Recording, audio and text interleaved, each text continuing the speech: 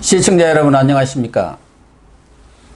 고영신의 시사정담 시작하겠습니다. 시청자 여러분, 내년 서울 부산시장 재보선 선거를 앞두고 국민의힘 내에서 시민후보, 범야권 후보론이 탄력을 받고 있다고 합니다.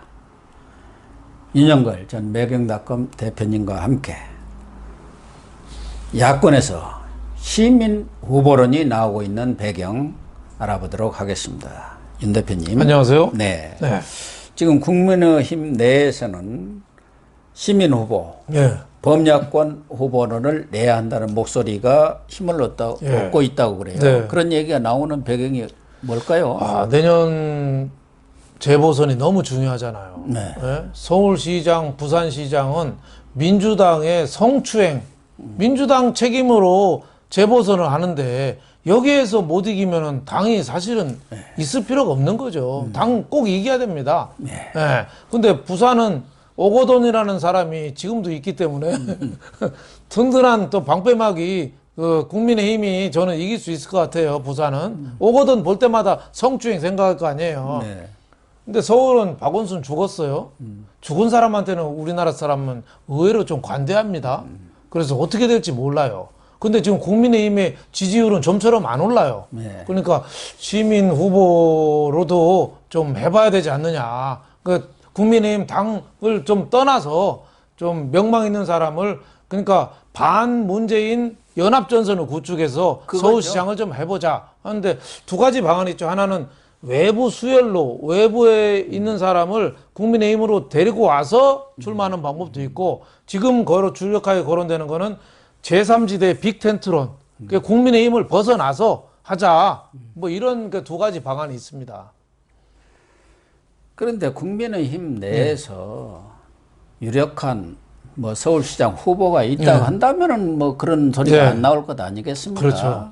그런데 그럴 만한 역량 있는 지금 후보들이 안 보이거든요. 국민의힘이 참 안타깝습니다. 고만고만한 사람들이고 다 도토리들끼리만 있어요. 또 지금 뭐 거론되는 사람들이 우리 시민들의 입장에서 보면은 좀 식상한 사람들. 우리 시민들은 이미 기성 정치인보다는 뭔가 새로운 그런 비전과 구성을 가지고 나오는 사람을 좀 원하지 않겠습니까?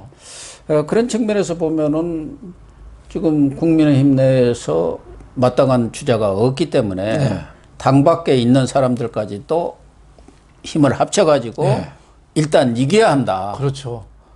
그런 주장이 설득력이 있을 수 상당히 좀 설득력이 있다고 봅니다. 이제 그렇게 하려면은 그 후보를 정할 때 지금 당내 비중을 좀 낮춰야죠. 당원들 비중을 좀 낮추고 일반 여론의 비중을 좀 높여야죠. 그래서 밖에 사람이 좀 될 수 있게끔 이렇게 해야 되는데, 그렇게 하려면 우선 넘어야 될 산이 이제 당원들, 국민의힘 당원들이 그럼 우리는 뭐냐? 또 이렇게 반발할 가능성이 있거든요. 그래서 당의 좀 지도력이 좀 필요한 거 아닌가, 뭐 이런 생각이 들고, 이거 하려도 우선은 당의 지지도가 어느 정도 올라가 줘야 돼요. 당이 지지도가 형편없으면 아무리 시민 후보고 뭐고 해도 안 됩니다. 국민의힘이 중심을 잡아주고, 과거 박원순이 처음 나갈 때 박원순하고 교통 정리할 때도 그랬잖아요. 박영선이 민주당이 든든한 버팀목이 있었기 때문에 박원순이가 무소속이라도 될 수 있었거든요. 그래서 지금 국민의힘이 빨리 지지도를 높이는 게 좀 시급하고, 밖에서도 뭐 안철수라든지 뭐 금태섭이라든지 이렇게 알려진 사람도 해야 되지만 우리가 안 알려진 여러 사람들이 있잖아요. 그런 사람들까지도 좀 영입을 해가지고 좀 미스터 트롯처럼 이런 식으로 좀 경선을 할 필요가 있지 않느냐, 이렇게 생각이 됩니다. 그런데 김종인 비대위원장하고 주호영 원내대표 투톱인데 두 분이 약간 결이 다르더라고요. 그렇죠. 김종인 비대위원장은 국민의힘을 중심으로 해서 뭐 시민 후보든 범야권 후보든 내야 한다는 거고, 아마 주호영 원내대표는 꼭 국민의힘 말고 그냥 털어서 빅텐트를 쳐가지고 국민 경선이라든가 이런 것을 통해서 후보를 내는 게 옳지 않느냐. 지금 현재의 상황으로 봐서. 그러니까 김종인 비대위원장은 뭐 야권 후보론 뭐 이렇게 나오니까 야권이 국민의힘 말고 뭐 있느냐. 특히 이제 안철수 그렇죠. 국민의 당 대표에 대한 어떤 비토, 거부감이 좀 상당히 강한 게 사실이죠. 그렇죠. 이 나이가 들잖아요. 그럼 한 번 노여움이 맺히면 잘 안 풀어집니다. 그러니까 김종인 비대위원장도 올해 나이가 80 안 하잖아요. 그러니까 옛날에 안철수를 지지했다가 그 안철수의 실망한 모습이 지금도 내리에 꽉 차 있는 거죠.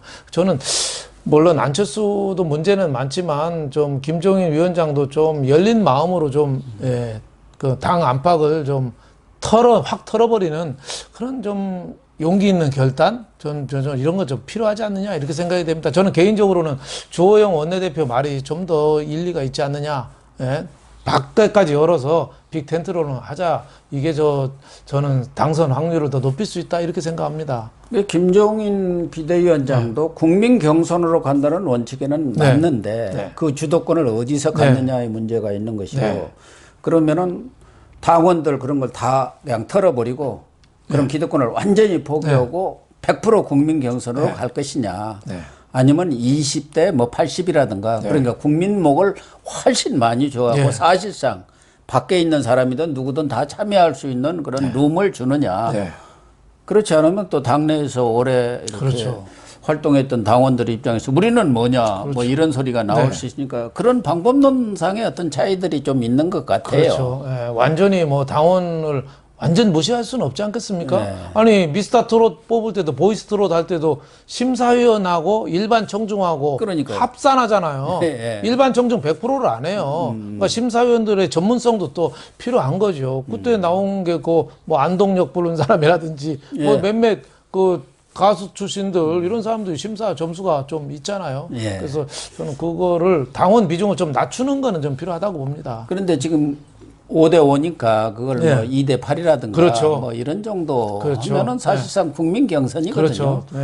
그렇게 해가지고 밖에 있는 사람들도 그런 조직이라든가 당내 어떤 세 부담 없이 참여해서 자기 능력과 비전과 구상을 국민들 또 시민들한테 보여줌으로 해서 얼마든지 표를 얻을 수 있는 그런 가능성을 열어놓는 것이 옳은 거 아닌가? 그거 잘하는 걸로 봐요. 당심하고 민심하고 다르대가 많거든요. 당심은 자기네들이 잘 아는 사람 위주로 당심이 되는데 민심하고 떨어지면 당심하고 민심하고 차이점이 생기면 당 후보가 떨어지는 거예요. 그리고 서울 시민 중에서 그 국민의힘 지지자가 그렇게 많겠습니까? 확실히 열세예요 민주당보다. 그러니까 이럴 때는 당심을 비중을 축소하고 전략은 저는 상당히 바람직하지 않느냐 생각이 됩니다. 그중에서 일각에서는 유승민 또 안철수 카드도 염두에 두고는 있는 모양인데 그중에서 안철수 국민의당 대표가 더 지금 거론이 되고 있지 않습니까? 유승민은 뭐 서울시장 또 출신도 대구이고 한계가 그래서 대권으로 가겠다는 게 확고한 것 같은데 이 두 사람이 나오면 필패카드라고 얘기하는 사람들도 있어요. 더군다나 안철수 지금 자기는 대권이다 무슨 서울시장은 염두에 두고 있지 않다고 하지만 제가 볼 때는 서울시장을 가장 염두에 두고 있는 사람이 안철수 같아요. 밀당을 하는 정도예요. 나는 대권이야 하면서도 이제 모시려 오는 또 뭔가 이렇게 모양새를 갖춰주면 얼씨구나 좋구나 할 사람인 것 같아서 그러니까 뭐 권은희 의원이라든가 그 집권 의원들이 계속 여지를 두고 있잖아요. 권유하고 있죠. 물론 뭐 안철수의 인지도나 이런 거를 보면은 서울시장 야권 단일 후보로 나오면 상당히 승산이 있다 뭐 이렇게 볼 수도 있지만 또 지난번에 나와서 또 그 박원순한테 또 참패했거든요. 대권도 참패하고 그러니까 정치에 있어서 오르막을 가는 사람이 아니라 내리막을 가는 사람이에요. 그리고 안철수가 뭔가 자기 정치하는 과정 속에서 저 사람 정도면 한번 괜찮겠다. 이런 어떤 성과라든가 인식을 주었어야 하는데 그런 게 없단 말이에요. 그러니까 처음 나올 때 데뷔 때만 어마어마한 각광을 받았는데 그 이후로는 계속 쇠락의 길을 걸어왔기 때문에 많은 사람들이 인지는 하고 있지만 막상 표를 가서 찍을 때 야권에서 새로운 사람 아니 여권에서 괜찮은 사람 탁 내놓을 경우 과연 안철수 갖고 이기겠느냐. 오히려 여기에도 뭐 저 개인적으로는 김동연 전 부총리라든가 좀 뭔가 행정 경험도 풍부하고 네. 역량도 보여줬던 사람들을 팍 내세우는 것이 오히려 더 낫지 않나 그런 그렇죠. 생각도 들어요. 네, 그런 좀 참신한 맛이 김동연 같은 사람은 좀 참신한 면은 있죠. 아니 정치를 안 해보고 행정 경험은 있고 서울시라는 게 어떻게 보면 정치가 아니라 행정이잖아요. 행정이죠. 행정인데, 100%뭐 행정입니다. 네, 안철수는 기업 경영을 뭐 좀 해봤다는 거 그거 빼놓고는 특별한 게 없고 저는 이 평론하면서 이 정치인들 중에 보면 정치하고 안 맞는데 정치한다고 생각하는 사람 저는 세 사람을 봤어요. 예, 저도 그렇습니다. 한 사람은 황교안. 예. 정치 DNA하고 안 맞아요. 네, 없어요. 근데 엉뚱한 게 자꾸 얘기하고 국민 코드를 못 읽어요. 안철수. 국민 코드를 잘 못 읽어요. 사람 참 차분하고 좋아 보였는데 자꾸 반대 방향으로 가잖아요. 또 한 사람 있어요. 청와대에 계신 분. 그분도 정치하고는 안 맞는 사람입니다. 그러니까 노무현 네. 전 대통령이 네. 얘기했잖아요. 정치하지 말라고. 그 그분도 사람은 정치할 사람은 아니다. 정치 지나치게 DNA가 없다고. 내성적이잖아요. 그리고 선택적 침묵이라 말을 안 해버리잖아요. 분리하면. 그리고 샤이에서 사람을 만나는 걸 잘 안 하잖아요. 이거 정치하고 맞는 겁니까? 그리고 자기 반대편 진영에 대해서 지나치게 분노하잖아요. 이것도 안 맞는 거예요. 예? 분노하는 거, 예. 분노는 할 때 해야 되는데 아무 때나 분노하는 거 이것도 정치하고 안 맞는 건데 참 걱정이 많이 됩니다. 우리나라 난맥상은 정치에 안 맞는 사람이 정치하는 것도 큰 원인이 있지 않느냐 저는 이렇게 생각합니다. 최근에 뭐 홍준표 밖에 있는 네. 무소속 의원이라든가 이런 사람들이 김종인 비대위원장을 많이 공격을 하고 있고 네. 내부에서도 뭐 장제원 의원 네. 이런 분들이 공격을 하고 있습니다만은 뭐 장제원 의원도 비판적 지지가 아닌가 하는 생각을 저는 네. 해요. 네. 그 사람이 김종인 지금 몰아내야 한다 그런 생각은 절대 안 하고 있거든요. 네. 그러나 너무 독단적 리더십은 문제다 뭐 그렇죠. 그런 의견을 제시를 하고 있는데 김종인 비대위원장이 엊그제 비대위원 회의에서 원팀을 뭐 강조를 한 것 네. 같아요. 네. 재보선까지는 우리가 네. 무조건 단합해서 가야 이길 동 말동이다. 여기서 지면은 끝이다. 그렇죠. 끝이죠. 네. 그러니까 재보선까지는 비대위에서 하는 일들이 좀 마음에 안 들더라도 나름대로 자기는 자기 나름대로 생각이 있으니까 최근에 뭐 경제 3법에 대해서 찬성하는 것도 중도로 외연을 확정하려면 불가피하다 뭐 이렇게 얘기를 하는데 그 얘기도 좀 일리는 있는 것 같아요. 뭐 지금 김종인을 흔들어 갖고 뭘 어떻게 하겠어요? 대안이 그러면 없잖아요. 조경태가 네. 당 대표에 옵니까? 누가 할 거예요? 대안이 없잖아요. 예. 예. 김종인이 최선은 아닌데 지금 마땅한 대안이 없어요. 그분이 좀 예. 지나치게 독단적 리더십을 갖는 네. 것은 좀 소통이 부족한 거 그렇죠. 이런 것들은 지적할 수가 있는데 그래도 정권을 창출하고 네. 정치판을 읽는 데는 그런 그렇죠. 역량을 발휘할 식견이 있는 사람이 없잖아요. 저는 김종인 비대위원장 의견에 좀 상당 부분 동감을 합니다. 특히 홍준표 의원 같은 경우는 이러다가 집토끼 다 잃어버리는 거 아니냐. 왜 문재인 정권 좌파 정책 따라가냐 비판하는데 저는 그 기존의 강성 지지층만 추구하다가는 국민의힘이 영역을 못 넓혀요. 그러면 다음 선거에 또 어렵습니다. 그래서 집토끼는 조금 나가더라도 산토끼, 중간파, 중간계층을 과감하게 공략을 해야 되는 게 그런 수술이 필요한 게 지금 국민의힘 아닌가 저는 이렇게 생각합니다. 그러니까 지금 홍준표 의원이 김종인 비대위원장을 공격하는 네. 이유는 단 한 가지 아니겠습니까? 복당하려는데 김종인 비대위원장이 딱 맡고 있잖아요. 그렇죠. 네. 아직은 당내 컨센서스가 네. 안 됐다. 그리고 저 사람이 들어오면은 당장 또 자기 파를 모으고 하면서 당이 분열해가지고 자기 리더십이 그렇죠. 행사할 수 없다. 그런 판단 아니겠습니까? 그러니까 일단 재보선 이긴 뒤에 네. 이겨놓고 그때 대선으로 들어갈 때 복당해도 되는 거 아니냐는 게 김종인 비대위원장의 생각인 것 같아요. 네. 그때 들어와도 아무 늦지 않는데 왜 지금 들어와가지고 당을 자기가 쥐고 흔들려고 하느냐 그거 아니겠어요. 그렇죠. 뭐 그걸 지금 뭐 김태호 네. 의원도 지금 안 들어있는 상태이고 권성동 의원만 지금 들어왔죠. 네, 네.